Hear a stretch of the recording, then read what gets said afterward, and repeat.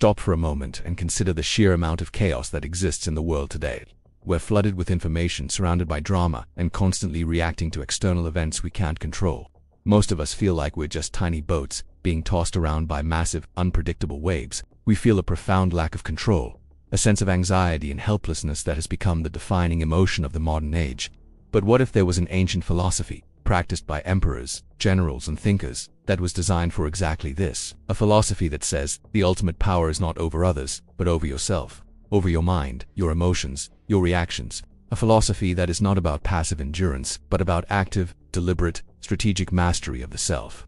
This is Stoicism. It is not about emotionless Stoicism. It is a strategic toolkit for building unshakable inner power. Today, we will decode 5 essential Stoic strategies that will teach you how to master your emotions, thrive under pressure, and find a profound sense of calm amidst the chaos.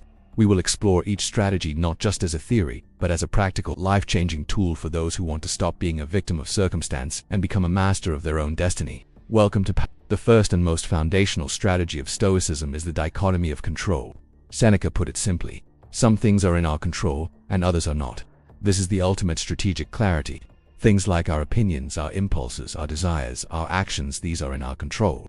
The actions of others, the weather, the economy, the political climate, these are not. We spend so much of our lives agonizing over what we cannot change. We worry about what others think of us. We get angry at the traffic. We blame the market for our failures. All of this is a waste of precious mental and emotional energy that could be used for productive action. The Stoic mind focuses its entire force on what it can control. Consider the Roman Emperor Marcus Aurelius. He was arguably the most powerful man on earth, yet he spent every day meditating on this very principle. He knew that even as emperor, he could not control the plagues, the betrayals, or the rebellious Germanic tribes. What he could control was his own virtue, his own character, his own response to these crises. He was a master of his own domain, and from that mastery he was able to rule an empire. To practice this today, try a simple journaling exercise. The next time you feel overwhelmed or angry, take a piece of paper and draw a line down the middle. On one side, write "in my control." On the other, "not in my control."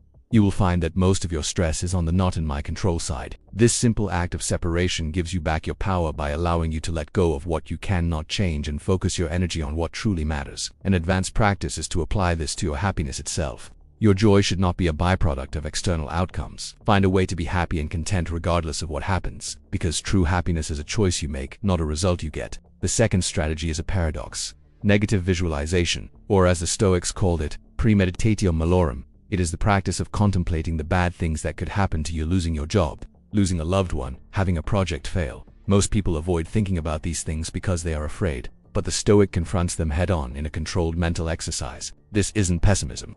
It's a defensive strategy against the sudden, unexpected blows of fortune.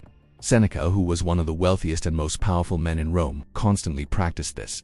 He would live for a week on a meager diet, sleeping on a hard bed, imagining what it would be like if he were to lose his fortune. He wasn't preparing to be poor. He was preparing to not fear poverty. He realized that the hardship was not as bad as the fear of it. When you mentally rehearse the loss of your business, you realize you have the skills to start over.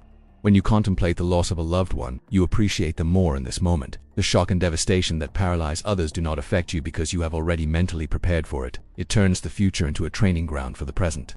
To practice this in your own life, try a daily visualization. Take a few minutes to imagine that you have lost something you value: a phone, a job, a relationship. Feel the momentary pang of sadness, but then immediately shift your focus to how you would rebuild. What are the skills you have? What are the lessons you have learned? This mental rehearsal builds a resilience so strong that when a blow actually comes, you are not surprised.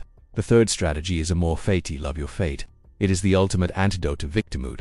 This is not about passive resignation, but about an active, enthusiastic embrace of everything that happens to you. As Marcus Aurelius wrote, a blazing fire makes flame and brightness out of everything that is thrown into it. The Stoic wants not just to accept what happens, but to love it, to see every setback, every obstacle, every frustration as a necessary part of a larger plan for your growth. The obstacle is the way. The ultimate case study for this is the life of the philosopher Epictetus. He was born into slavery. He lived a life of brutal hardship, but he never complained. He did not ask for his fate to be different. He embraced it. He understood that while he could not control his external circumstances, he could control his mind. This radical embrace of his fate allowed him to find freedom in the one place it truly mattered, inside his own mind. This mindset transforms a life of passive reacting into a life of proactive creation. When you can look at the worst things that have happened to you and say, "I wouldn't change a single thing, because it made me who I am," You have achieved a kind of power that is unassailable. To practice this, the next time something goes wrong, something that would normally make you complain, stop and reframe it. A flight delay isn't a cursed inconvenience. It's a gift of unexpected free time to read or think. A frustrating client isn't a problem. They are a necessary challenge to test your patience and problem-solving skills. When a key employee quits unexpectedly, don't see it as a loss. See it as an opportunity for your company to find a better fit, or for others to step up, making the organization stronger. The fourth strategy is a meditation on mortality.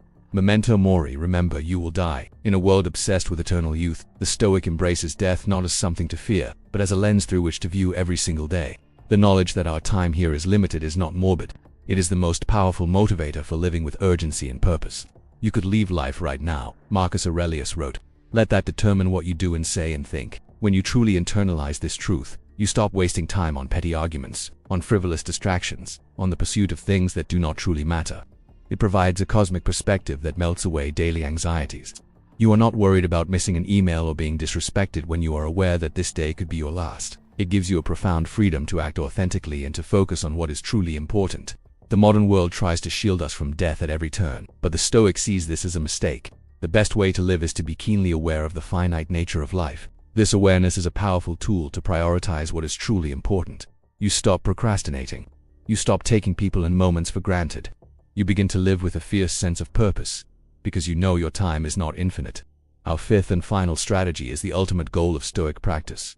Building the Inner Citadel. This is a metaphorical fortress of the mind, a place where you are completely safe from the slings and arrows of fortune. The Inner Citadel is your unshakable core of rational thought, virtue, and self-possession. External events and insult, a loss, a failure can beat against its walls, but they can never enter. They can never touch the true you. Some critics of Stoicism say that it is about being emotionless. This is a profound misunderstanding. The Stoic does not seek to remove emotions. They simply do not allow emotions to control them. They feel anger, but they do not act on it impulsively.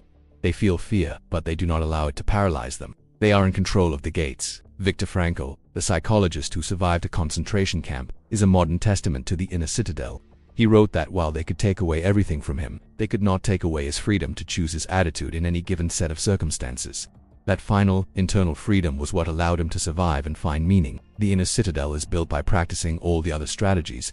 Every time you practice the dichotomy of control, every time you use negative visualization, every time you embrace your fate and remember your mortality, you are constantly reinforcing the walls of your inner citadel. The world can do its worst to you, but it can never take away your peace of mind or your virtue. That is the ultimate form of power. That is freedom. The Stoics did not seek to remove themselves from the world. They sought to master it from the inside out. They understood that the only thing you truly control is your own mind, and by mastering that one domain you can navigate any challenge the world throws at you with strategic.com, profound resilience, and an unshakable sense of purpose. This is not a philosophy of passive resignation. It is a philosophy of active, deliberate, and powerful self-control. It is a philosophy for leaders, for creators, for anyone who wants to stop being a victim of circumstance and become the author of their own destiny. If this exploration of inner power spoke to you, then subscribe to Powerology for more deep dives into the science of strategy and self-mastery. And now, for our community of strategists. In the comments below, share which of these 5 Stoic strategies you will begin to practice today.